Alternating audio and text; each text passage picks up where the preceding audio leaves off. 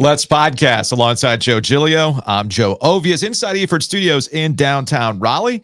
Thanks to Empire Properties and thanks to Copiers Plus. Check them out online at copiers-plus.com. Kyocera got some work over the weekend because I had to print out a lot of forms for the Junior Canes travel team for parents to fill out. 20 printouts of this form, 20 printouts of that form, full color, looking good. It's going to help me team manage, Joe. I can't wait till we get to the end of this hockey season and you're like, don't ever let me do that again. I'm already having that thought, honestly. Forms, sir? Yeah. It feels like work. You know me well enough that I'm not the most organized person. You and I are very good at scrambling. We're not very much. You and I are not look ahead type people. No, we're not planners. We're not really good at planning. So lo and behold, I am now left in charge to plan things months in advance. Well, maybe this is a good thing. Maybe this will have a positive effect on OG Media LLC. Perhaps that'll be the case. In fact, in housekeeping, we'll make a plan for Wednesday at Wyndham. Let's do it. We'll do that. But in the meantime, the Olympics have been the thing that have dominated most of the sports discussion. Yeah, you've got training camp videos galore, which we'll get to in a second. But if you're actually interested in some drama and entertainment, the Olympics are delivering. The Olympics are also delivering in terms of ratings, which is funny because I was told that people weren't going to watch the Olympics based on the opening ceremonies. Although there's one thing going on in the Olympics. The people who said, I'm not watching the Olympics are really interested in all of a sudden after they said we were not watching the Olympics. I'll let you connect those dots and see the commonality there. In the meantime, I'm more interested in, did a dick prevent a guy from winning a medal? And whether or not Noah Lyles, who just won the 100 meters, is going to show up to the rest of Team USA basketball's events to be like, all right, y'all.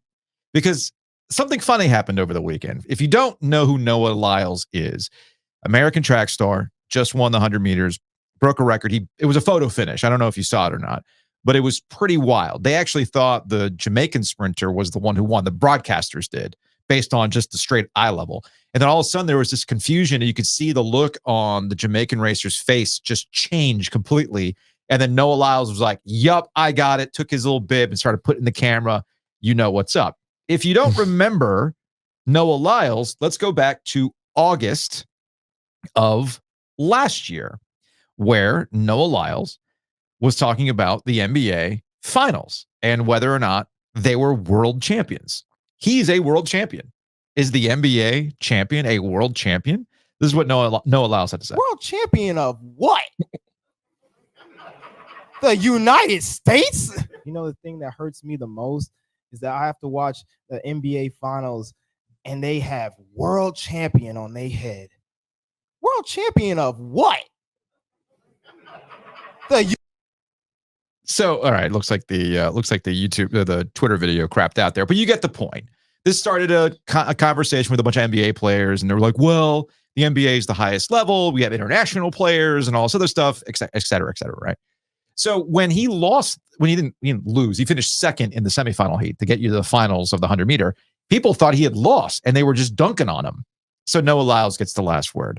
And again, if I'm Noah Lyles, an actual world champion, I now go to Team USA basketball and also go to NBA players who were dunking on me back in August saying, all right, the ball is literally in your court, guys. Go do the thing. Otherwise, I don't want to hear anything. I love this. What an amazing race that you have 8 guys sub 10 seconds. Dude, it's insane. Also, the historians will note that winning time is the same time that Ben Johnson ran in 1988. Now, what was the difference with Ben Johnson, Joe? No, but Canadian sprinter.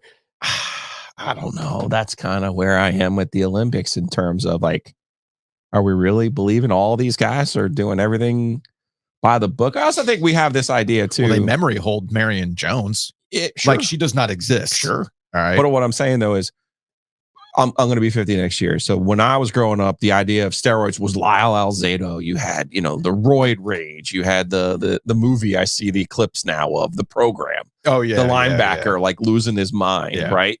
But those steroids back in the day, those were like horse steroids. Those were like drugs that you literally gave a racehorse and you were ruining your body. Now, the way that athletes are, I mean, it's beyond sophisticated. So let's not act like that doesn't exist. But it's just kind of funny. It's ironic that the winning time is the same time that Ben Johnson turned in now, what, 36 years ago? Yeah, I think there's something to... Because for the longest time, the 100 number stayed the same. For the most part, yeah. It stayed the same. Yeah. And then that's why people got so bent out of shape. I think there's same some thing with the long too. jump. The long jump record stayed the same because it was in Mexico City. And, I think a lot of these, track is a little bit like baseball, right? We love these numbers and the records and chasing those numbers and chasing the records. And when we feel like they've either been tainted or we can't accept that they've been maybe not earned the way that we thought the Jesse Owens and Carl Lewis and everyone else earned them, we kind of look at them askew, right? I feel like, tell you what I'm going to do. I'm going to reach out to my guy, Alex from Runology. He's the owner of Runology. And they just did the Sir Walter Miler with our guy, Pat Price. And whatnot. And they had records fall for the miler as well this past Friday. And my understanding, like all things, you're bigger, faster, stronger. We take care of our bodies a lot Way better. Yeah. There's also an equipment issue too, because remember in the pool a couple years ago, there was a debate as to whether or not those suits were, kind of adjusting things. There's no doubt to faster times. Yeah. And if I remember correctly, there was a debate in the marathon world over some of these Nike shoes that were coming out with like carbon fiber plating and all this cushion, and they were super, super tall. And guys were just crushing records because of the shoes that they were wearing. So I don't know how much of that has to do with the technology that's on their feet now, that's helping them get more recovery and reaction in a sprint.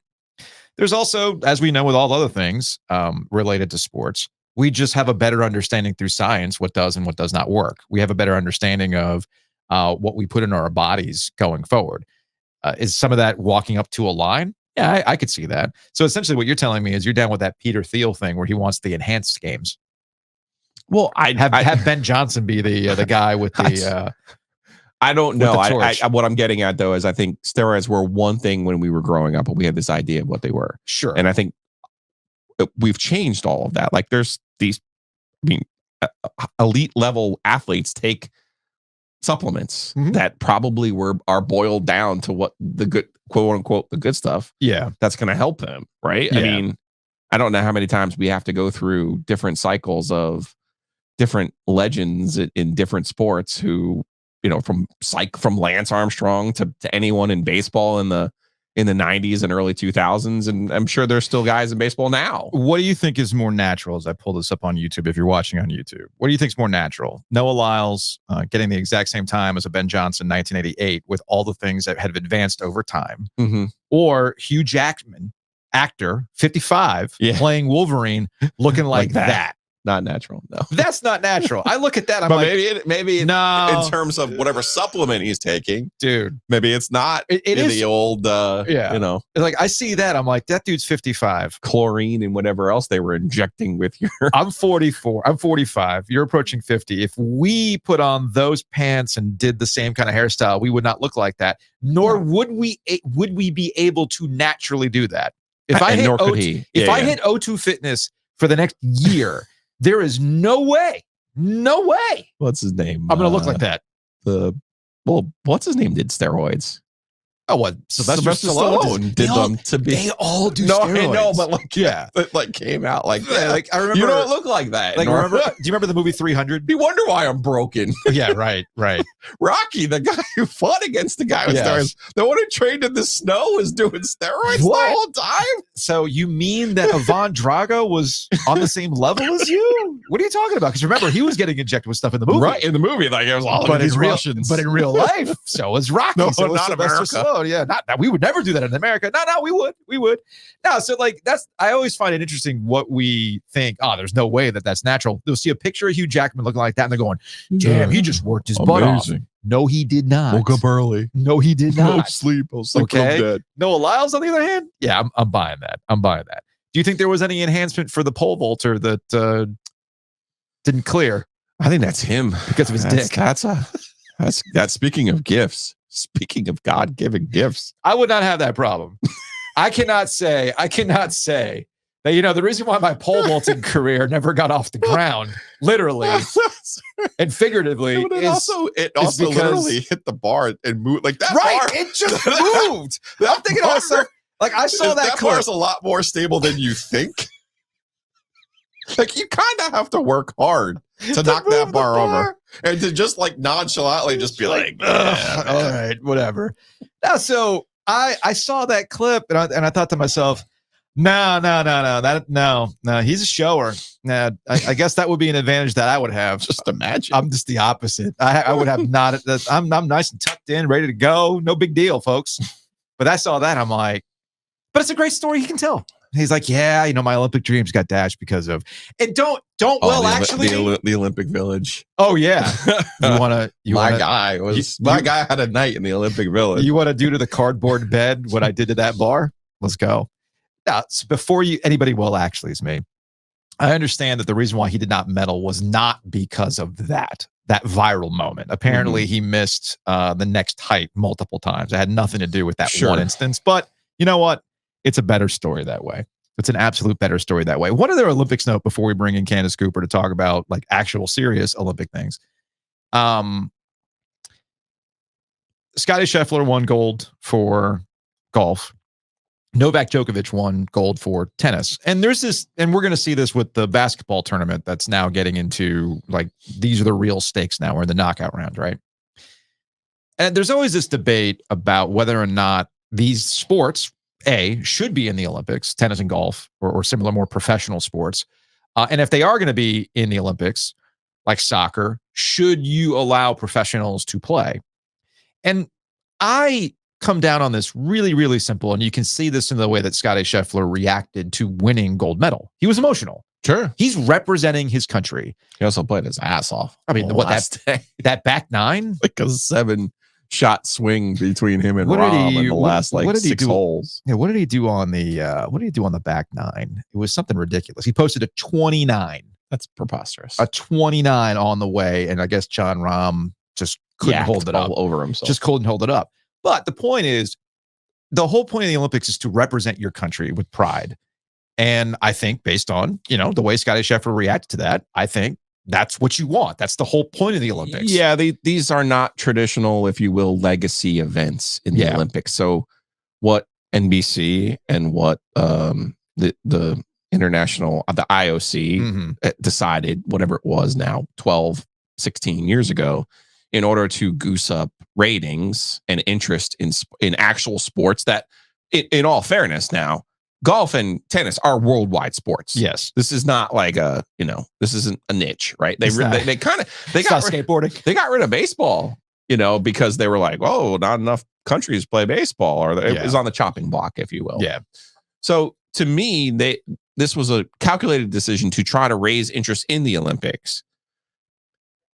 And it just becomes, is it really the height of that sport? Well, no, it's not the peak of that sport, but obviously it still matters. Oh. We've seen the Korean golfers who have the ability to get out of military service, like Tom Kim this week. Like he was feeling it pretty deep in that he didn't get to a medal. You have to medal in order to qualify out of your military, your legal obligation of military service. I mean, there's some of that, but that's where the Olympics has, again, it's changed. And some of it has changed for the good. Like there's a lot of parallels between the NCAA and the Olympics. A lot. I mean, a lot. Yeah. And, the longevity of a Katie Ledecky and a Michael Phelps and a Simone Biles, like these people can now stay in the Olympics because of the rules that were changed. Money. And back then, even it was kind of a sham, right? Like Carl Lewis was an amateur. Right. Sure he was. Sure. And so the team sport aspect of it is what really changed a lot, because when they said, well, we're just going to send college kids for basketball. Remember, Russia had professional players. Serbia had professional players. The old Yugoslavias had professional players. These are the schools. These are the countries we ended up losing to because they had old ass men who played together. Yes. For a long time, playing against a college group put together, over a summer vacation. And when we lost, and then David Stern saw an opportunity, that's really changed basketball globally. And I think this tournament has a real chance. Now, the U.S. kind of sort of needs to lose in order for everyone to see all of the progress, the real, it's, having a close game against Spain in the final. I think we're past that point, or even France. Like, I think they will win this tournament. I do. But I think going down the road, the U.S. is going to have a hard time with countries like Canada and France, and Australia, who are now made up exclusively of professional NBA players. Let's save that conversation for tomorrow, because that's how in my brain, that's how the Olympic model has changed. Oh, sure. So growing up, you were like, oh man, Mary Lou Retton, All-American girl, 84, she's gonna get out there, and then you win, and then you go cash in. You're on the Wheaties box. You're on, you do all the commercials. You're on Silver Spoons. You're on whatever. The TV show of the month. But then you can't come back. But now you can do that. And that's what they changed. They changed all of those things. So, I don't necessarily have a problem with golf or tennis being included. I also just don't think it has had the effect ratings wise that they thought, people are going to tune in for these sports. Because Olympic sports, to that point, Olympic sports are what? So if I wanted to tickle the phone lines on Sports Talk Radio today, I would focus on Scotty Scheffler winning a gold medal and then asking the question, does that count as a major? Where do you rank that in terms of winning a major championship? The more interesting outcome would have been if Tommy Fleetwood had won. He has never won on the PGA Tour before. So where does that count? Now, all of a sudden, if he had won, you'd be like, whoa. Right. And he's never won a major. So you'd be like, well, yeah, but he did win the Olympics. What's funny, like Carmelo Anthony, right? Yeah. When people talk about Carmelo Anthony's legacy, is he a Hall of Famer, yada, yada, yada. It's like, well, he's never won a championship, finals, whatever. I'm like, yeah, but he was a really good Olympian. One of the best players in Olympic history. Okay. Yeah. He was a really damn good Olympian. Does that count? I think it does. I mean, because again, we're talking about the entirety of the sport. Yeah. That's what I would do if I wanted to tickle the phone lines on Sports Talk Radio. I mean, for me, what it ultimately comes down to is that talking about Olympic sports is difficult in a normal setting, because we're all like, we don't know shit about track. We don't know shit about gymnastics. I've made this joke before, like when the pommel horse guy with the glasses, the Clark Kent dude, did his thing, and I was watching it, and there was a guy before that doing his thing, and I could hear the commentators saying, oh, well, that's going to cost him some points. I'm like, what are you talking about? The guy stayed upright on the pommel horse the entire time. What's going to cost him? I didn't understand. I think we just watch it for the spectacle. And for me, the Olympics is about track, honestly. The track and field is the thing that makes the Olympics for me. Yeah. Swimming and track are the two traditional events that where you look at and have an interest. For me, it's running. It's the 100 meter. For me, it's the 100 meter and the 1500 meter. Those are the two. And the relay, the 4x100. Yeah, relay. those are a lot of fun too. But the two that I really, really enjoy are the 100 meter and the 1500 meter for two different reasons. I feel like the 100 meter is the purest form of sport we have as humans. Purest form.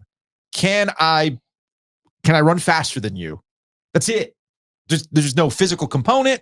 I'm not trying to box you. There's no added difference of like, I'm in a pool now. Can you swim? No. Everybody can run, but can I run faster than you? I think it's brilliant. The 1500 meter is more like, it's basically human NASCAR for about 3.5, 4 minutes. Because there's an actual strategy. You saving yourself in the first couple of laps. Are you on the inside? You on the outside? Not anymore. It's just a sprint. Now it's amazing how they do it. Those guys should do it in 3.5 minutes, man. It's insane. It's insane. So I really enjoy the track, but we digress. Let's continue with the Olympics, shall we?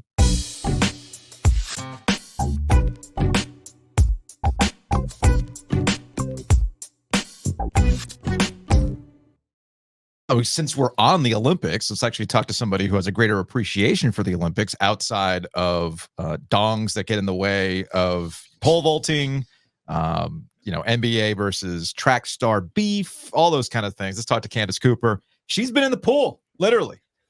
Former North Carolina swimmer. Hand in the chlorine. So what up? Candace Cooper joining us now on the Heister Automotive Group hotline. Candace, what's up? Thanks for having me, guys. It took me forever to be on the OG, but that's fine. It's fine. It took me 5 years since you had the show, but it's fine. I'm glad the Olympics came around, so you found a need for me. What are you claiming right now? We've done shows. What are you talking about? Not since you guys have been independent. I'm not done one. Okay. Well, you're never in town. Was he the same way we're on the StreamYard right now? It's the same way we could have figured it out. When I need a co-host, I need somebody in the building. You're never here.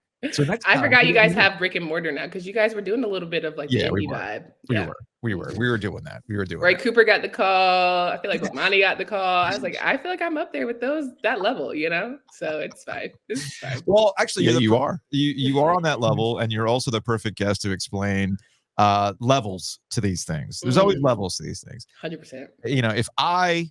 If me and Joe got in the pool with you, you would destroy us. Just straight up destroy us in the pool. But correct. What are the levels between, say, you and what we're currently seeing in the Olympics? And then we'll get to Katie Ledecky after that. So, but like just on a base level, I understand the difference between us and you. Sure. What is the other difference? I think it's very similar to track, right? There's like really elite levels, and then there's just like one notch above. And it really sometimes it's just any given day, because there's a lot of people at home right now who got 3rd or 4th place at Olympic trials who are just as good, if not better, than you see these Olympians competing. But it just wasn't their day on that, sacred day in July where they just didn't have the right touch. But I would argue that Olympic trials in the US is probably the hardest meet in the world. Just to qualify, they only take now, they used to be top 2. Now it's the first place is guaranteed a spot. And then they start having conversations about who's going to be second. More than likely you make it, but I mean, there's still no guarantee. So literally only one person per event is guaranteed a spot, which is wild.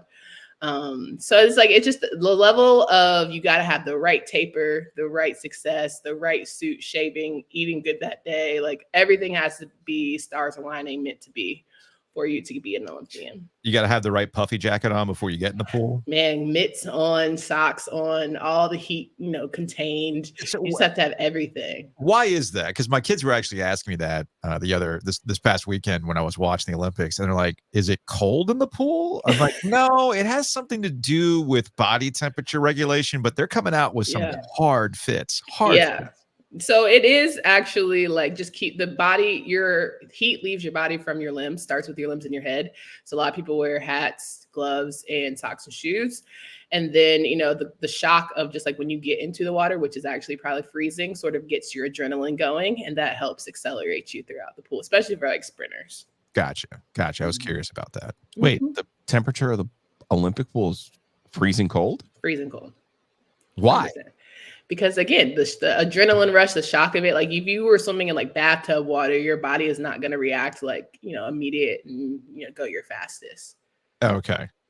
Same way you kind of like scream when there's a cold pool or like cold shower, ice bucket. Wait a second, Candace. I've been in the Smith Center. I've been in the area where you guys used to swim. That's like a sauna in there. You're telling it's a sauna. It's a sauna on the outside, but the pool is cold, freezing. Yeah, interesting. I never would have come up with that. I mean, you can go to the Triangle Aquatic Center out in Cary. Yeah, that water is chilly. I don't know. Maybe also. I mean, I know those suits can get you pretty compressed. Maybe just for the dudes, the cold actually adds for some more aerodynamic, play. A little shrinkage, go forward. The pole vaulter could have used that. He could definitely elevate before he got out. 100% should have done that. He should have been in the ice tub before he did that. I mean, I'm just saying that might have helped the guy out. I think he should have worn some briefs or something. Like that's where I'm confused. Like I'm sure he's been this route before. It probably wasn't his first time. I think that's what's disappointing. Probably not that. Like it happened again. He didn't think it was going to happen on the biggest stage possible, but I feel like he should have been more prepared. It wasn't his first time. I also feel like we're out of the game a little bit because like if we came back from work at like a real place, a legacy media company, Brazzers or whoever has already sent out the email that the pole vaulter has been offered $5 million to come do this video, and it's like I'm sure. I'm surprised there's no XXX content leaning his way. Yeah, the Hawk 2 girl, whoever the other one was who got the offer. Oh, the Edmonton Oilers, fan, the carcass of Playboy. Apparently, she did something. I'm sure that he might not have meddled because of his dong, but his DM's probably blowing up. Just saying. I'm sure he's doing just fine. Yeah. All right. I'm curious, in the Olympics, this is what I really wanted to talk about. Mm-hmm. The Olympics, as far as I remember, it's always been, you were considered washed by the time you were, 24 or maybe, 24, 25, right? Mm-hmm. And I get the sense that both Katie Ledecky in the pool and Simone Biles in the gym are kind of changing that conversation. I mean, Ledecky is still destroying people and making it look super. She could probably high five somebody on the way back on some of the longer distances. And she, I guess, has no reason to not participate in 2028 and just keep this thing rolling, because who's going to catch her? Well, I think it's a lot about the longevity of sport in terms of mental health and physical health nowadays. Like, you have people that are dedicating their time and they don't have to go work 9 to 5s as well as try and train for the Olympics, and they can have that dedicated space and sponsorships, national team, things that are a lot more lucrative than they used to be. So I think that has helped the progression, but I really would say probably just loving the sport long enough. Like, a lot of people who've been, swimmers probably went hard from 13 to 22 and then sort of just burn out. Whether you're super talented or not, you just sort of get tired of having to do the same mundane thing. And you have to really love it and sort of be obsessed. So to see her, dang near 30, still trying, still competing, and still killing girls is like really a testament to just her dedication to the sport. But I would say she probably, unless just from hearing her talk, just having that feel of being in LA, being in the United States and getting that same sort of crowd and energy is going to motivate her to keep going.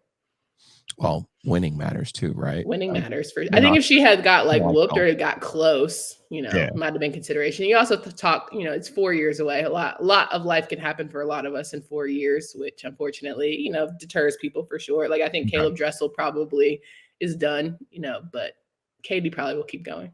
Man, I guess Simone Biles in the same boat too. I mean, it's like a never say never situation. If she's healthy in the next 4 years, why wouldn't she go out there? She gives girly, I'm trying to go have a baby, 27, probably doesn't want to be 31, I want to have a kid. I mean, she could go have a kid, come back, and she don't want to have a Serena type scenario. But, I don't know that I would be tumbling, tossing with a baby. But hey, I am not Simone. The way that their bodies change, gymnasts in particular, when they stop competing is it's crazy. Yeah. It's beyond my comprehension, but I just remember we had one of the girls I grew up with. She was super competitive and oh my gosh, unbelievable, right? But then she broke both of her kneecaps in an event. Oh geez. Right? And then I'm not being crude right now. A month later, she had boobs. A month later. She was yeah. And then a month later, you were like, yeah, what just happened? Listen, your hips start to spread because you're at the prime age of having a baby. There's so many things that happen. Years old too. Yeah. Okay. Yeah. It was crazy. That is all right. No, I was gonna say a good friend of mine was a gymnast, super competitive, and her body didn't change that much. I mean, it was quick, but okay. But again, all this is like an offensive lineman when they retire. You're like. Yeah, well, it's nowadays they're all getting skinny. They're all this weight off. Just happened. Yeah, have you seen Teddy Bruschi on TV lately? I mean, come on. He's Joe Thomas was the one who retired overnight. I'm glad Kelsey's kind of keeping it though. That's good. Mark Schlereth too. Remember? Yeah. He got on TV. He started to lose weight. So, and I guess that's the thing we don't quite understand either. It's when you were competitive. I mean, you were doing a bunch of other things going on too, but when you were competitive. I mean, that's a constant thing. I mean, there's the Michael Phelps, here's my calorie intake ahead of the Olympics. You're probably in that same situation too, right? So you're just not doing a normal thing. So when you go back to doing a normal thing, there's going to be a transition there. Yeah. I mean, when I was training for trials in 2016, I also was working for the Hurricanes. So I was walking stadiums on top of swimming 2 times a day and lifting. So I was 100. I had a 1 in front of my weight scale, which I was that'll always be. Joke's on me. But, I think it's just one of those things when you're active and you keep moving, you think you can do it forever. You can eat whatever you want, all of that good stuff. And then life just slows down and changes for you.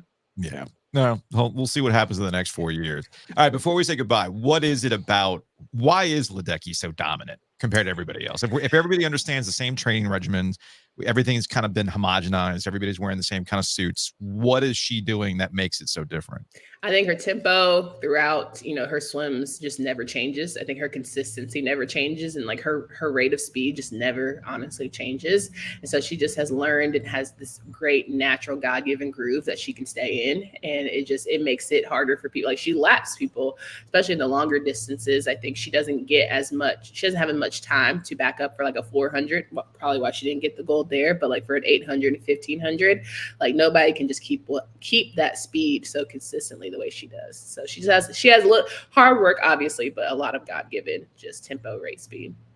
It'll come out at some point. Like she's got twice the lung size. Like Or yeah, for sure. Cole is like, something. Training in Florida definitely helps. I think being outdoors, getting those elements, getting that right oxygen speed, all that good stuff definitely helps her. Candace Cooper, we appreciate the time. And also, let me know when you're in town. Thanks, guys. I'm rare, but would love. Yeah, I'm glad to be here. Don't give me shit when you're never in town. Okay? No doubt. Damn. Out the gate. But that's why I love Candace. Right out of the gate. She's not messing around. All right, we'll talk to you later. Sounds good. Housekeeping. And it's brought to you by Enovana. Check them out online. Enovana. Green Cleaning Solutions. Julia will be happy to know that they're coming to my house tomorrow, every 2 weeks. Wait a minute. What happened to Hold on a second. Get it green, clean with Enovana. No, I know what happened here. Hold on a second. Did you switch your board? No, I was dusting, and then here we go. Wait a minute. Nope, that's the Bluetooth. If you have... Why am I not? What's going on here? Oh, boy. Ah! There we go. It's what it is. I had all the wrong buttons up. Anyway, check them out. Enovana.com. We have the podcast festival this month, ladies and gentlemen, August 24th, the podcast festival at the Rialto. It's brought to you by Breeze Through. We thank them for being the presenting sponsor. It's something that we're really looking forward to. We keep selling tickets. I'd like to get to 420. Yeah, that'd be nice. 311 we're at. We're beyond 311. We've added some more ticket sales. Oh, nice. Since we talked about 311. We are going to have access to hats. No, we are going to have access to hats. I just re-upped on the ability to have access to hats just for the trucker. I was going to say, wait. I added 20 more trucker hats, rush order. They'll be here by the 24th. And a new color too, right? 2 colorways, 10 in a light gray mesh and 10 in a navy. So we went full Civil War. I love it. I love it. No, the full Civil War is if I went 5-panel hat with the flag, like the actual wavy flag design, not the patch design. So anyway, all that's coming up. Check out breezethrough.com. We thank them for being the presenting sponsor. I got the calendar ready here for the podcast festival. All right, so Wednesday we're supposed to be at the Wyndham, weather permitting. Wednesday is the Wyndham. Yes. What time do you want to leave? We're having a meeting here. Hit the button. Hold on a second. Let me get to the We're having a meeting. What time do you want to leave? And I'm driving, so we don't get a ticket. 10:30. 10:30 gets us there by 12. Okay. Yeah. Are we tracking down? Swaff? That would be nice. Is Roy there? Roy's not going to be there. He's not going to be there for that one? No. All right. We'll make that happen. Is Fat Perez going to be there? I hope so. That's our guy, man. Let's hope Fat Perez is there. I hope JT's there again, too. So that's Wednesday, Sedgefield Country Club. Big thanks to our friends at the Wyndham Championship. Since I'm driving, I should not be getting a speeding ticket. But if I did, because Joe is the aura that might bring those types of things around, well, we've traveled once together before. Yeah, up to DC. Didn't have any problems. Whitaker and Hamer can help me out on that. WH.lawyer. Again, that's WH.lawyer, attorneys and counselors at law. Saw Josh on Saturday. Went over to Shady's. They had an unbelievable band. Nice. Chris Corciani was there. Cool. I was there. My wife was there. And the band, they were like these 18 and 19-year-old kids singing like all 70s stuff. Yeah. And we were in a different room. And like every once in a while, we would just be like, this band is unbelievable. Like, what is happening right now? I've sold the hockey parents. We're Shady's. having practice in Garner. Like, hey, look, we're having a meeting. We're having a meeting at Shady's. You want to go over some future tournament plans, XYZ? Let's just go to Shady's and not be in the Garner waiting room while the kids are practicing. So again, big thanks to Whitaker and Hamer. What else do we have coming up? Next Thursday we have Happy and Hale. We'll be at Happy and Hale. That's right. Okay. And then end of the month, August 29th, when you're not here, we're back at the Swine. Let's take a hockey break.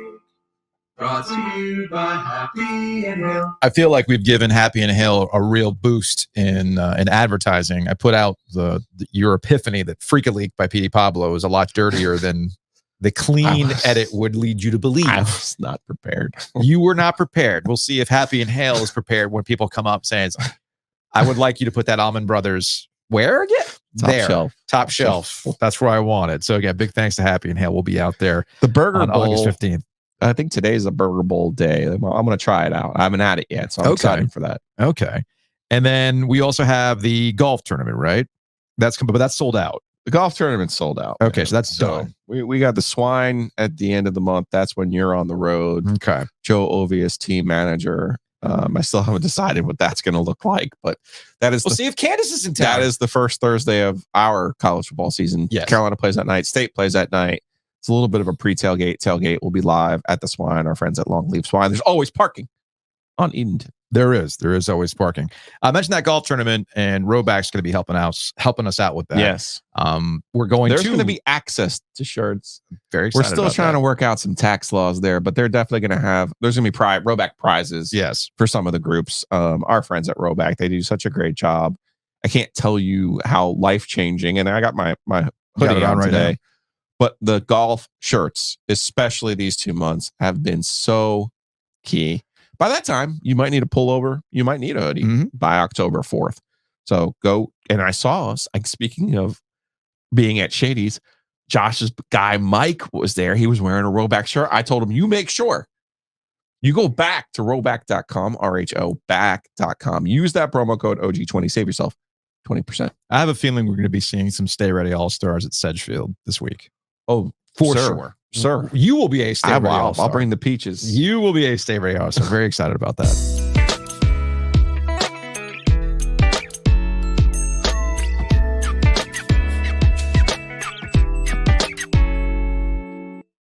Camp continues to roll on in the NFL, which means we have a whole new batch of Joe Giglio, Bobby Bones ripoff. Tell me something good. Tell me something good about your quarterback, because we're all obsessed with the quarterback. Looks like the Carolina Panthers have some good and some bad. Good and some bad. You sent me this reel what do we from got? Unnecessary Bluntness. Unnecessary Bluntness is they're a good YouTube YouTube follow. Bryce Young giving people what they want to finish practice. Finds Deontay Johnson deep downfield, all caps. Phenomenal ball placement and concentration. And then, there's this clip and a skit. You're like, hell yes. Look at that ball placement. Phenomenal ball placement. Goodness gracious. The guy at the pole vault wishes he had phenomenal ball placement. He'd have a medal right now. If only we could tweet about the Olympics the way that we tweet about NFL training camp. Goodness. That's the best rep I've seen this camp. Now, there's two actual serious conversations that have come out of camp. Phenomenal ball placement. I love it, man. I love it. So there's a theme here. We'll get to that theme in a second. But I did want to have a tangent about the Panthers and camp so far, because there's two stories, right? You have something that I've been curious about, and that is Dave Canales, the new head coach, and his outward positivity. Sure. It's one thing to wear a shirt that says positive vibes only. It's another to live it the way that man seems to be living positive vibes only. And I've been seeing some quotes that are coming from players about the difference between last year and this year. And it's not just about the losing. It kind of ties into what I've heard from people in the building with Frank Reich there saying it just was bad all around. And the reason why it ended when it ended is because it had to end when it ended. And it had a lot more to do than just what was the result on the football field, right? So you're seeing all these comments about night and day and everything else. And I think that's a good thing. I'm not saying that because Dave Canales is super, super positive, they're going to make the playoffs. I'm simply saying that this is the kind of mindset that after the buffoonery of Matt Rule and the low of the Frank Reich year, you need something like this for people to put their arms around. So I think that's good. I think Bryce Young needs it because it can break you real quick if you have that year like you had last year and then you follow it up with more of the same. So I think that's all in a good thing. However, I have been curious how the Dave Canales positivity will be tested when football starts getting in the way. And I'm starting to see like Xavier Legette got hurt. Oh, goodness. What's going on? All right. X-rays came back negative. They're going to do an MRI. We'll see what happens if he'll play in the first preseason game this upcoming week. Okay, fine. The running back that they picked up in the draft that was already hurt. Well, Now they're discussing whether or not he's even going to show up by week 3. And we're not going to really see him and things like that. So this is the thing that's kind of at odds with the Carolina Panthers right now. Dave Canales, Mr. Positive, and the realities of football. And hopefully the Panthers can avoid this injury bug. Everybody deals with it. But I mean, a good chunk of why last year really went off the rails too is because dudes just kept dropping. Especially on the offensive line. And that's not going to help out Bryce Young in any way, shape, or form. I forgot to send you the clip though, but there was one of Ike Ekwonu. Oh, yeah. Talking about how he needed to be more consistent. And I was like, buddy, you need to stop jumping off sides. That would be a great fucking start. Yeah, that would be good. Let's see. What else did you send me? It was another. Your algorithm, man, is built brick by brick. Because every time you send me one, the Instagram feed thinks, oh, Joe wants more camp stuff. So you sent me this one from a guy named Dan Mitchell. And it's Spencer. You gotta do the transition. Tell me something good about your quarterback. Spencer Rattler balling. Just do me a favor and take a look at Spencer Rattler right here at New Orleans Saints training camp. Absolute piss missile touchdown. Now, there is always a quarterback in every draft class that turns out to be better than a lot of their first and second round counterparts. And I have a feeling that Spencer Rattler might just be that dude. And reports are already coming out, folks. He has been balling at training camp, almost enough to where Chris Olave, wide receiver number 1, said that his arm talent is absolutely impeccable. I'm seeing clips after clips after clips of him hitting these Saints playmakers right in the hands. It is a beautiful sight. Now, many people are asking the wrong questions. They're asking who is going to be the backup quarterback for the New Orleans Saints, either Jake Haener or Spencer Rattler. The real question I want to present to everybody is, does Spencer Rattler have what it takes to dethrone Derek Carr as the starting quarterback? Oh man, we should take notes. We should take notes because that's good. That's good. That's a good prompt. He's a Bills fan with like 4,000 likes with him slurping a quarterback who's never going to play. I'm just going to break it to you. Derek Carr's at a point where I can see Spencer Rattler if he's balling in camp. Getting some time. Piss missile. The only thing that made me mad there is he used the G in balling. It's balling. Yeah, that's so good, man. I see stuff like life that. Goals, man. Life goals. I see stuff like that, and I think to myself, I am not built for that life. I am not built to make that kind of content. Chris Olave said, I aggregated some beat reporter's tweet, and I'm acting as though I've been watching all these things going on. Leave it in the comments. Exactly. That's the prompt that we have to get better about. Like, I want your take. Make sure you like and subscribe and get in the comments. Smash that button. No, don't rip off Chip Patterson now. That's so good. Smash the subscribe button. Anyway, what else we got? Oh, I'm glad I found that one. That one was good. That was really good. This one was actually better, though, if we're being real. It's my guy, Colin Cowherd. He's going to sell me on, I think, Joe Milton. Is it Joe Milton? Yes. Okay, he's going to sell me on Joe Milton over Drake May. Tell me something good. Actually, this is not about your quarterback. This is not something good. This is not something good about Drake May. Like it's not going well in New England. According to Michael Hawley, somebody I know, trust, and respect, he said, I went to recent practices. I wanted him to be Justin Herbert and Josh Allen because those were the comps. But what I saw was the ghost of Mac Jones. There's another story that Joe Milton, he was the quarterback, fun to watch from Tennessee, 6th round. They drafted 2 quarterbacks. That Milton has a wow factor, big, stronger arm than May, more athletic than May. And everybody's looking thinking, is the 6th round guy better than the 1st round guy? PFF ranks New England's wide receiving core, all Belichick drafted, as 32nd. PFF ranks their running back group, all Belichick drafted, as 25th. Their offensive line as 28th. What does that tell you? That the 6th round quarterback, Joe Milton, is going to probably win the job because he's the athlete. He's the bigger, stronger, faster, more dynamic athlete. I'm sorry. I had to stop. Yeah, because Drake May is not athletic. I mean, he is white, so I mean, he can't be athletic. Oh, sorry, I had to take a moment. 6th round. The only thing that I'm mad about is he didn't give us the And the Patriots took in the 6th round. To be fair to Colin Cowherd, I did close out the clip before he could bring that home. Did he? I don't know if he did or not. I sent you the clip, but I didn't make it through it either. Yeah, I didn't make it through because once he said, hey, that's why Joe Milton. No, he is not. Also, tell me, I guess this is a problem that we have in this area and the recent groups of quarterbacks that have gone pro. Okay. I mean, there's a yin and a yang to this. On one hand, we can sit here and wonder out loud, what the hell did you watch when Drake May was at Carolina, or did you even watch? No, they didn't. Well, they didn't. And I don't expect Colin Cowherd to have watched a lot of Carolina football. Why would he? But we did. And I know you feel very, very strongly about Drake May, and a lot of others feel very, very strongly about Drake May.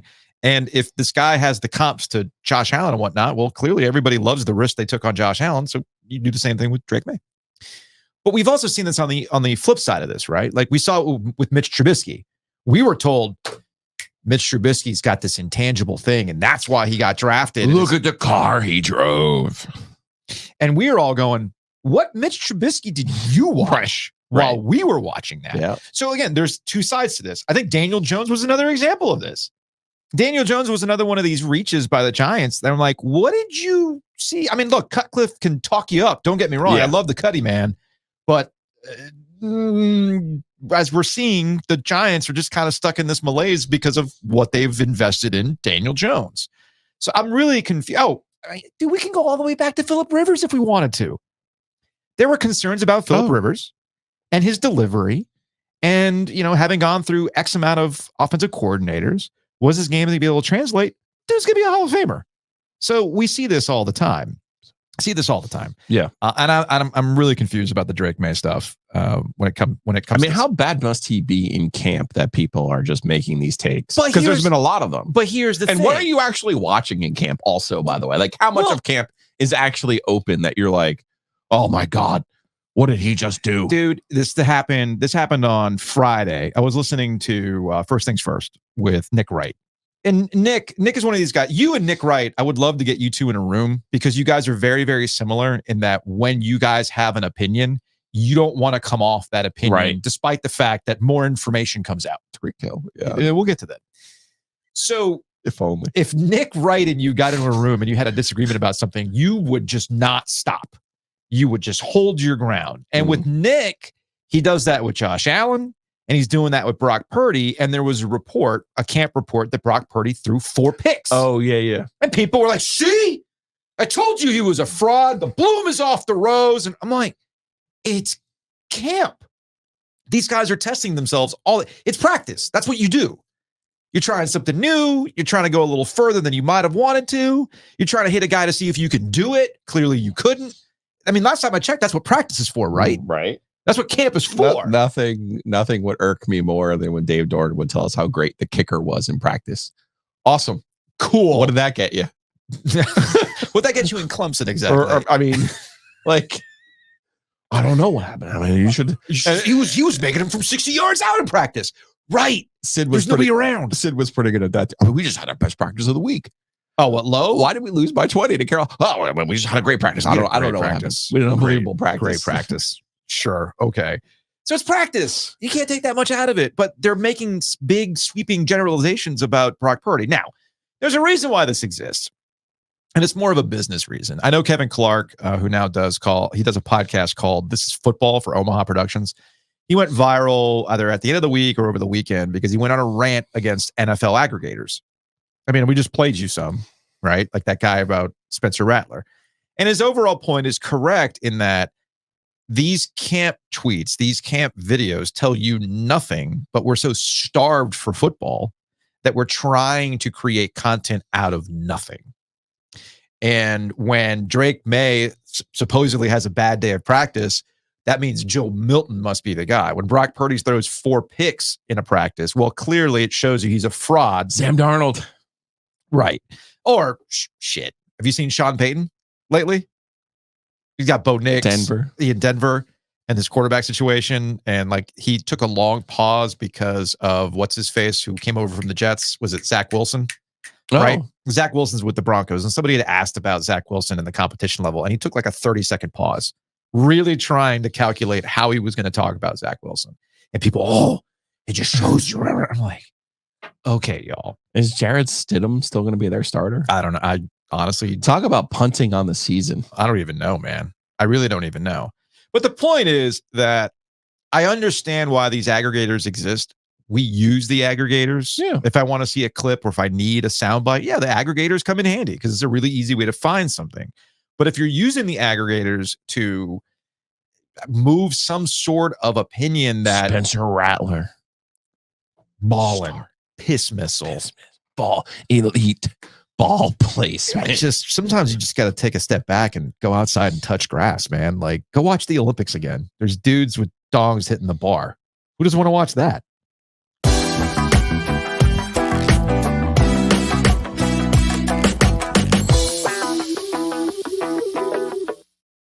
Big thanks to Hometown Realty. Check them out, myhtr.com. New construction going up all over the place. I was actually traveling around Cary, and sure enough, just new developments going up, whether they're townhomes, actual single-family homes. And with these builders, they might have some incentives you might not be aware of. And Hometown Realty can help you out with that, Joe. Yeah, you can buy and sell with confidence with Hometown Realty. Check them out. It's myhtr.com. Don't fall for some, national radio scam ad about guaranteed offers and I hear quick fixes and all this other nonsense. And it's like they act like it's impossible to sell a house. It's like just focus on and you're going to get ripped off by the realtor who actually knows the market and understands how they can best help you. So go to myhtr.com. I hear guaranteed offer, and I think you did not maximize your sell price.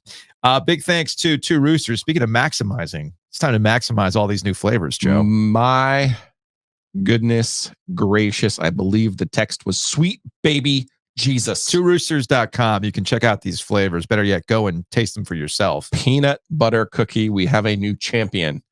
We have a new ice cream champion. Put the belt on the peanut butter cookie.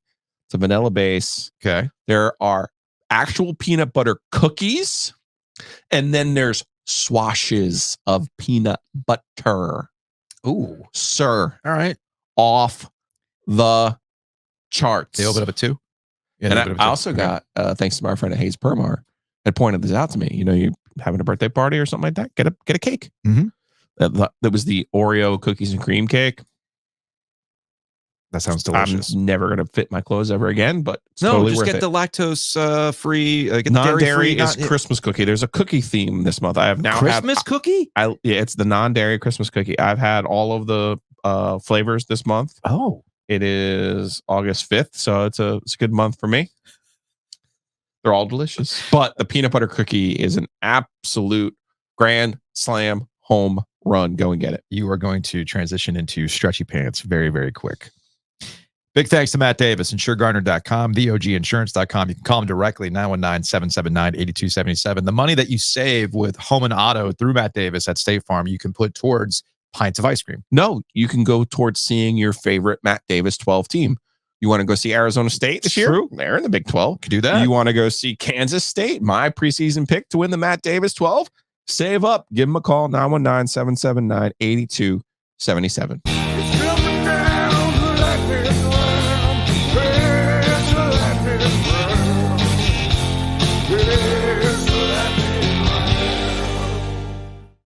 Suggestion on Twitter that someone said for our OG fans subscription service, we should release the full versions of the lightning round songs. I'm going to need Brian to give me a full version of that. All right. So first up in the lightning round, if I can get the right, my voice. Lightning round item number 1. Ooh, did you just hit some lightning? I hit the wrong button. I'm bad on the buttons today. So Michigan got a draft notice of allegations regarding the Connor Stalions sign stealing scandal. To me, the biggest takeaway is that they confirmed that Connor Stalions was on the Central Michigan sideline. Oh, yeah. And I guess the only reason why Jim McElwain did not recognize that somebody shouldn't have been there is because it wasn't a shark. A nude. Yeah. Yeah. So it wasn't that. So Connor Stalions was wearing a CMU hat with the sunglasses on the sidelines. Nobody knew he was there, apparently. So that's been confirmed. We know it's him by the NCAA. And for folks who have been like, how do they let that happen? And Joe, you've been on the sideline for football games. Sometimes, man, in the chaos of stuff, they ain't worried about that. If you got the right looking press pass. I was going to say certain schools crack down more than others. Yeah. But the real news here is the NCAA is back. And how do you know the NCAA is back? They're leaking drafts, and they had leaked a lot of the evidence in this story to the people in the press that they wanted it leaked to. So congratulations to the NCAA. I'm glad you're back. You're out there enforcing Michigan transgressions. And I was reading the breathless account of this story in the scheme. I'm like, what are we talking about here, people? Well, what it comes down to is the one thing the NCAA will always pop you for is non-cooperation. Non-cooperation. So, yes. To your point about getting leaked, of course, ESPN has all the pertinent information that they need. And the big takeaway here is that the new head football coach, Sharon Moore, is among 7 members of the program facing potential discipline in this notice of allegations. Per the report, quote, Moore could face a show cause penalty and possibly a suspension for allegedly deleting a thread of 52 text messages with former Michigan staffer Connor Stalions in 2023. On the same day that media reports revealed that Stalions was leading an effort to capture play calling signals of future opponents. The text messages were later recovered through device imaging. But the NCAA also did something with Kentucky for a no-show NIL job. And it's like, really? Can you guys just go away now? I know part of the new Charlie Baker proposal was how the enforcement arm was going to be back and, trying to look at NIL deals that weren't real. And it's like all this other stuff. And it's like, guys, can we just give up the ghost finally, please? Well, what more do you want? Please. What more do you want out of Michigan? And clearly, putting a show cause on the head coach doesn't really affect Michigan. It doesn't matter anymore. It doesn't. I mean, if they're well prepared like they were this past year, Jim Harbaugh missed 4 games, right? He missed 7. Was it 7 games? Why did I think it was only different 4 times? The Big Ten suspended him for the final 3 games, and then right. I think they preemptively, or even the NCAA may have suspended him for the first 4 games. Yeah. So he was suspended at the beginning of the season for something unrelated. Remember, it was the whole. That was the practice thing. Yeah. Right. Contact. And whether or not they were given hamburgers or something like that. Sure. So that was the initial suspension. Sure. And then came out the Connor Stalions thing, and then the Big Ten stepped in. Scheme. So clearly, it doesn't affect Michigan if you take the coach off the field. It doesn't. No. And show causes don't matter anymore anyway. As long as you're employed, then they just say, yeah, I'm cool. Here's my cause. I need to be paid. Yeah, I guess to your point, the NCAA is still trying to find some usefulness out here in the new landscape of the real question. College sports. Why? I really don't know. We've got a lot to get to. It's a lightning round. I don't have a lot to get to, but I appreciate your efforts. We do have a lot to get to. By the way, have you been making money off the White Sox? No.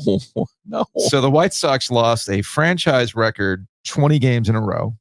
They're now 1 shy of the American League record. Now, this is the kind of cut-in I want in the American League. Don't give me the Aaron Judge home run race. Oh, he's the American League home run king. Cool. As I do this motion. Yeah, cool. I don't care. Wake me up when you're actually the home run king, not the AL one. So this is something that you should get cut-ins for. That's what I want. I want live cut-ins to ineptitude. See if the Chicago White Sox can match the American League record for losing streak at 21. So the Orioles got off to an 0-21 start for the longest losing streak in AL history back in 1988. Mm-hmm. So I'm curious if they can make that happen. There's only one solution for the White Sox to finally win, Joe, and it's on you. Yeah. So they had a long losing streak earlier this season. So I was like, man, why am I not betting against the White Sox? I should just be like auto playing their opponent. No lie. I bet on them 4 straight days. They won 3 of those 4 games. And I was like, okay, fine.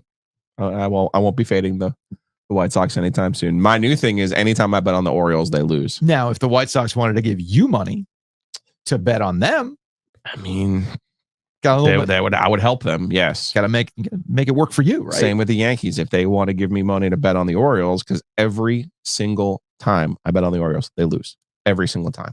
Is Josh Graham paying you to not bet on the Orioles? We could work something out. I think you need to work something out. I think you should hold it over his head. Like, hey, buddy. Not Josh, but the new super rich owner who's a Duke fan. Oh, that Josh saw at Cameron. Yeah. I'll take that guy's money. I won't take Josh. Josh is about to be a dad. It's a fair point. It's a fair point.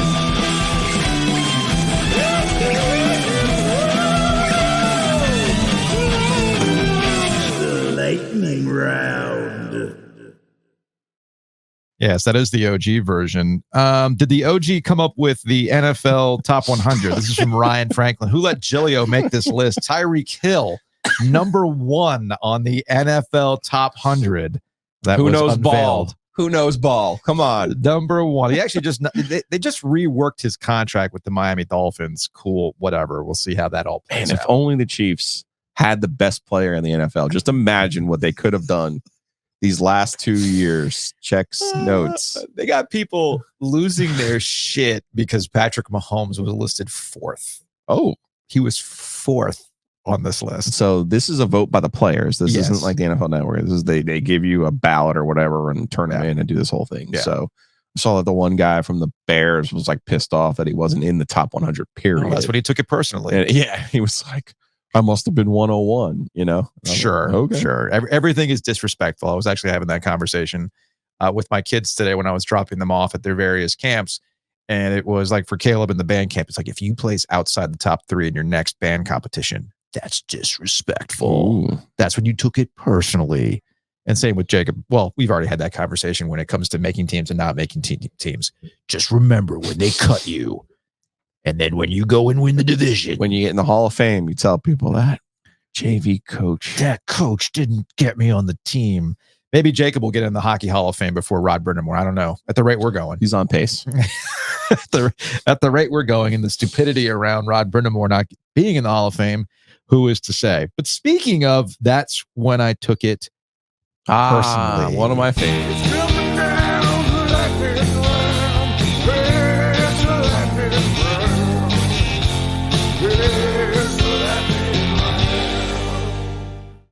Last item in the lightning round. Julius Peppers went into the Hall of Fame, the Pro Football Hall of Fame. Deserved. All-timer. One of the most amazing athletes I've ever seen in person. Just like, how are you built like this? That's insane. You do football and basketball? That's insane, right? So Julius Peppers went in. He's a Carolina guy. How much of a Carolina guy? This much of a Carolina guy. And this ain't in my speech, but I'm going to say it anyway. While I'm talking about Chapel Hill and North Carolina, and I know this is the Pro Football Hall of Fame, I ain't going to sit up here and act like my idol and one of the reasons that I went to Chapel Hill is not in the building. The GOAT, His Airness, Michael Jordan. MJ, I want to thank you for the inspiration and the memories. Love you, big bro. So there you go. Michael Jordan in the house for Peppers and his speech. The greatest recruiting gift of all time, man. Yeah. They didn't even need it, but they had it. And what have they done with it, Joe? I mean, basketball wise, they've done a lot as an athletic department, because you hear that a lot too from like soccer players and different things that they win championships. Like, yeah, man. Well, why'd you go to Carolina? The colors were awesome, and Michael Jordan. Mm-hmm. Like, it's a real thing that I've tried to explain to people forever. Mm-hmm. But it's like, yeah, more. So yes, along the lines of Joe was right. Thank you, Tyreek Hill. Thank you, NFL players, and thank you, Julius Peppers. I love it when people say you're right. You just didn't say the words, but I knew what you meant. But yeah, you're just kind of giving some credence to what I've been saying all along about North Carolina recruiting and Michael Jordan. And I say, how's it worked out for him? I mean, they've got the jump man thing and everything as it relates to football, and football still just can't kind of get out of its own way. And again, that's a larger conversation about the triangle and everything else. But good for Julius Peppers, man. That was good to see. Congratulations to him. He is in the Hall of Fame. I heard Darren Gant was throwing some slander at my guy, Torrey Holt, on this program. He was saying that Steve Smith should be going into the Hall of Fame over Torrey Holt. Yeah. Interesting. I mean, my understanding with the Torrey Holt stuff just comes down to every time we talked about that with Darren Gant, who is a football Hall of Fame voter. Mhm. And he represents players. He represents Julius Peppers in the room. He'll represent Steve Smith in the room. All those things. Right? It's Luke Kuechly. Sometimes there's a log jam at a position and other guys have to go in before you. And then when you also look at who he played with and they had to go in before him. Well, all that stuff is kind of clearing out. Sure. That at some point, Torrey Holt's going to go in the Hall of Fame. Sure. There's like one guy on the all 2000s team who's not in the Hall of Fame. It's Torrey Holt. It's Torrey Holt. Stupid. I don't know. Again, it's all always decade team. Yeah. It's only been explained to me that there's just a glut of wide receivers, number one. And then you look at what wide receivers are doing now in terms of stats and how that kind of plays into how you look back at Torrey Holt stats. We all have our personal biases, right? Like I don't think Andre Johnson or Steve Smith are better than Torrey Holt. I didn't even think Isaac Bruce was better than Torrey Holt, but that was his teammate. He's already on there. I do think there's some fatigue too from an individual team. And then there's obviously fatigue in the voting room too. Like when the guy from St. Louis is up there, like, okay, now I got like, buddy, you got another one? You just got like 6 guys in, Orlando Pace, Kurt Warner, Marshall Faulk, Isaac Bruce. Jeez, like how many guys do you want from this team? Yeah. So there is some real fatigue there. I just didn't realize that. My man Nate had to tell me, he's like, yeah, you need to have some words with Darren Gann about big game Torrey Holt. I was like, yeah, okay, I know we've talked about this before. Again, he's pulling for Steve Smith. Totally get it.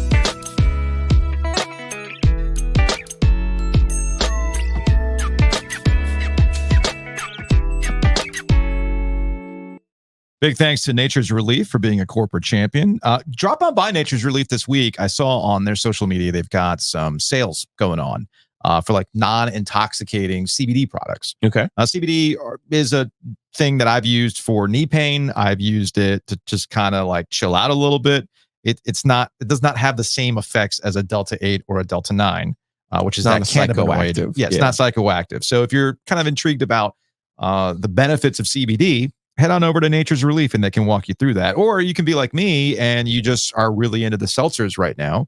And you can find all sorts of edibles at varying degrees of dosages that will help you enjoy your weekend. Yeah, go have a conversation with our friends at Nature's Relief. They're over in Garner. They also have their summer hours on Western Boulevard. That's Thursday through Saturday, 10 a.m. through 10 p.m. Also, big thanks to the Butcher's Market. We keep spreading the good word of the meat with the Butcher's Market. Check them out, thebutchersmarkets.com. I know Adam over at Crank Arm actually sent us like, hey, Butcher's Market hanging out at the OG Summer Jam. Here's what I did. Yeah. Good stuff, right? Weird. You guys know food. That's so odd. Yeah, as there's a reason why we're not Olympians. Unless I don't even know if there was a food Olympics. We'd be good at that either. But regardless, we would struggle. Check out the Butcher's Markets. You can find Crank Arm beer at the Butcher's Markets while you get your steak tips and everything else.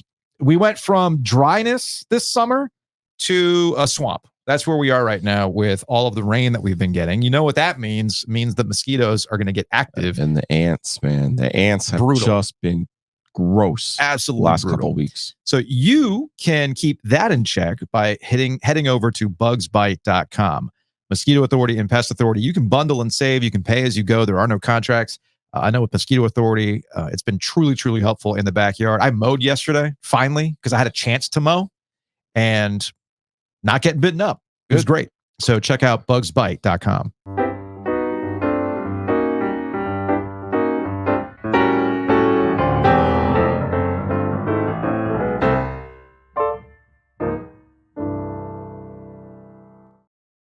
Let's get out of here on some Hey Joe. Check out crankarmbrewing.com. They bring you Hey Joe.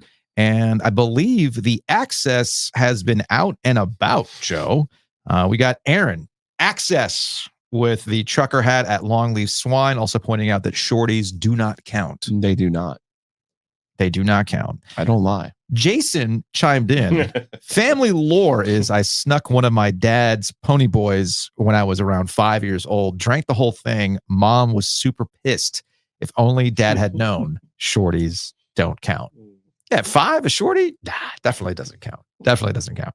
Although I had to have that conversation with my 13-year-old. So I bought some of the hop water. You know, it's like it's non-alcohol, like zero. like just straight up zero alcohol, 0 calories. Sierra Nevada makes something called Hot Splash, right? Yeah. And the 13-year-old can drink it because, again, there's like 0 alcohol, 0 calories. Right? It's just sparkling water with a hot flavor to it. So then that graduated the conversation of, well, can I have non-alcoholic beer? I'm like, no, there's a difference. There is a difference between non-alcoholic and these sparkling waters that happen to be hot flavored. Non-alcoholics can have up to 0.5%, if I think, to be still considered non-alcoholic or near beer. Mm-hmm. So no, son. You still got to wait on that one. Still got to wait. All right. What else we got here on the Hey Joe? Do we have more access? We do have more access at North Wilkesboro Speedway. Oh, that's a good one. That is a good one. Love seeing the hat out and about. Big thanks to Jack for rocking the hat at various places in North Carolina. I love to see that. I got one for you here. What's that? Look at this from Hoist the Colors. Yeah. Look at that byline. Oh, look at that. James Giglio on the byline. I love that. That is fantastic. His first byline for our friends over at Hoist the Colors. Go check them out. They cover ECU better than anybody. And learn a little bit about the newcomers who are going to help the Pirates get out of their doldrums. So is James going to be our official ECU correspondent? He should be ready this year. Okay. Let's see how he does. But here's my question. Yeah. I've told the kids, you don't want any part of this business. Yeah, I mean, and I saw James at OG Summer Jam, and I said to him, I'm like, has your dad not had a conversation with you? I get it, birds and the bees and all this other stuff. Or my dad used to joke the birds and the bees and the Cuban refugees. That's yeah. But has he talked to you about this business? You know, it's not too late. You're still young. You can get out. You don't have to do this. Trust me. Like my wife says the same thing to him, but the heart wants what the heart wants, Joe. You know what? Fair point. All right. Next up, I got botted something called Tuku Shirt Official Joe Ovies Wake Energy Shirt. Now, here's the thing, guys. Here's the thing, guys. So this is why I'm careful about what we promote on Twitter specifically. Okay. Because the bots will take something and then they'll go to some, Temu type site and just Dooku. And count Dooku Shirt Official and just get you these bootleg things, right? Mm-hmm. But here's the problem with the bots. This is not the official Joe Ovies Wake Energy t-shirt or hoodie. No, Big Deke Energy. Just like the pole vaulter. Right. Shocked he didn't go to Wake Forest. This is the difference between AI and humans. See? Yeah. All right. Yep. Choose OG, not AI. And we will close on this. Speaking of the Olympics, there's some debate still about shooters. And James, Oh, no. I'm sorry, but Eastern North Carolina gets big boyed by Western North Carolina 10 out of 10 times in shooting. I'm sure those Eastern North Carolina folks are great shooting straight in a dead flat clear tobacco field, but Southern Appalachians are quite literally built different and pretty much born with a deer rifle in one hand and a bottle of shine in the other, being told to hit that buck through 110 yards of rhododendron while sideways on a mountain. Give me Brent Burnsville over Sebastian Ahoskie all day. Who am I to argue? That's good. That is good. Anyway, that's going to wrap it up for today's show. We will see you all on Tuesday.